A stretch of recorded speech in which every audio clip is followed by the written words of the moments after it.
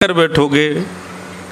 प्रेम योजनाओं से नहीं होता, प्रेम तो बिना योजना के होता है, बिना कंडीशन के होता है, बिना व्यवस्था के होता है। और जिनमें कंडीशन हो, व्यवस्थाएं हो, योजनाएं हो, वो प्रेम नहीं है, वो कुछ और है। श्री जी हमारी साक्षात प्रेम स्वरूपा हैं। उनके लिए योजना थोड़ी बना सकते हैं हम, व्यवस्था थोड़ी कर सकते हैं कि महाराज ऐसी ऐसी व्यवस्था, ऐसा बढ़िया, ये देखो क्या सुंदर कुटिया बनाई ऊपर, आप लोगों की कितनी अच्छी व्यवस्था है, दो दो कूलर लगे, हमारे तो पंखा नहीं लगो महाराज जी। अच्छा, अब तो अकिंचन का पूरा रूप बदल गया। पहले की अकिंचन बढ़िया अकिंचन ही होती थी। पहले कैसी अकिंचन होती थी? ऊपर कुछ नहीं, लाइट नहीं, माइक नहीं, लेकिन अब संख्या इतनी आती है वैष्णवों की कि सभी व्यवस्थाएं करनी पड़ी। लेकिन फिर भी आप लोग भले ही सामान्य बैठो, हम तो अभी भी अकिंचन ही हैं। जो नैका थोड़ी व्यार चलती है यहाँ से, वही में ही थोड़े बहुत पसीना सूख रहे हैं हमारे, तो नहीं तो पीछे से लेके और ऊपर तक सब गीले हैं। अभी भी पीछे से ऐसी लग रही है कि न कोई पंखा कर दे भैया। लेकिन ठीक है, हम अकिंचन ही ठीक हैं। तो कोई विचार करे कि व्यवस्थाओं से वो प्रेम की चर्चा करे, रस चर्चा करे, तो व्यवस्था में सब संभव है, लेकिन प्रेम संभव नहीं। और जो व्यवस्था से किया गया हो, उसको यदि आप प्रेम का नाम दे रहे हो, तो आप गलत कर रहे हो। श्री जी का भाव, श्री जी का रस, हमसे कोई भी कहता है ना कि हमारे श्री जी का कुछ विषय सुनाओ, मैंने कहा भाई पहले से मत बोलो, मंच पर बैठ करके यदि अपने आप प्रकट हो गया तो श्रवण कर लेना। मैं विचार करके नहीं बैठूंगा कि मुझे श्री जी का भाव कहना है, नहीं। ये तो वैराग्य की भूमि है।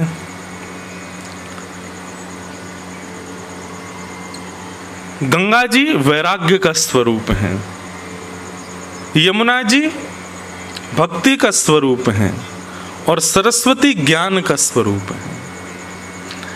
तीनों के तट जब मिलते हैं तो देखो, हमारे यहाँ के जितने भी ग्रंथ हैं, हमारे यहाँ के जितने भी शास्त्र हैं, यहीं से ऊपर 300 किलोमीटर जाओ तो बद्रीनाथ पड़ेगा। बद्रीनाथ से थोड़ा सा आगे माना गांव, जहां पर सरस्वती जी का दर्शन, वहीं सारे ग्रंथ लिखे गए। श्रीमद् भागवत जी की रचना वहीं हुई, आदि आदि सब पुराणों की रचना वेद व्यास जी ने वहीं की, चारों वेदों की रचना वहीं की। क्यों? क्योंकि सरस्वती ज्ञान का स्वरूप है। उन्हीं के तट पर ही ज्ञान प्रकट हुआ। उसके बाद 1 किलोमीटर तक सरस्वती जी का दर्शन होता, उसके बाद फिर अलकनंदा जी, गंगा जी का दर्शन है। गंगा जी प्रारंभ होते बद्रीनाथ आ जाता है, जहां पर त्रिलोकीनाथ भी समाधिस्थ होकर के वैराग्य रूप से बैठे हैं। मतलब गंगा वैराग्य का प्रतीक है। जिसके तट पर त्रिलोकीनाथ साक्षात श्रीमन नारायण भी वैरागी बन जाएं, वो गंगा है। और वही जल की धार जब यमुना बनकर के वृंदावन जाती है, तो वरहा पीड़म नटवर वपुः कर्णयो कर्णकारम विभ्रदवासः कनक कपिसं वैजयंतीं च मालां रंध्रान वेणु वधर सुधया पूरयन गोप वृंदैः वृंदारण्यम स्वपद रमणम प्राविशद गीत कीर्ति।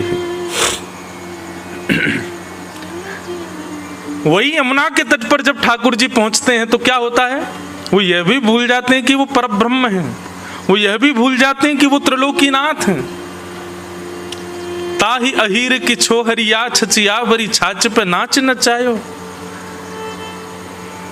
जिस त्रिलोकीनाथ के सामने संपूर्ण वैभव अर्पित कर दिया जाए तो भी कम है, उस त्रिलोकीनाथ के आगे अपने हाथ में नेक सौ मक्खन लेके गोपी करिए, लाला खावे को?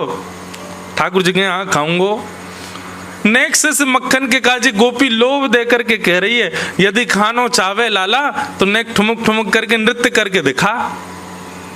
सो नेक से मक्खन के लोभ में त्रिलोकीनाथ अपनी प्रभुता भूल करके नृत्य करने लग जाते हैं। वो यमुना का तट है। धन्यम वृंदावनम तेन भक्तिर नृत्यति यत्र च। लेकिन एक बात बताऊं, हम जिस भूमि पर बैठे हैं, जिस स्थान पर बैठे हैं, यहां देखा जाए तो तीनों हैं। उत्तराखंड की भूमि है, इस नाते से सरस्वती जी का जन्म स्थान है, तो सरस्वती जी भी यहां हैं। पीछे गंगा जी नहीं है, कौन सी नदी है ये पीछे जो वेद वेल, मछली वाली वेल।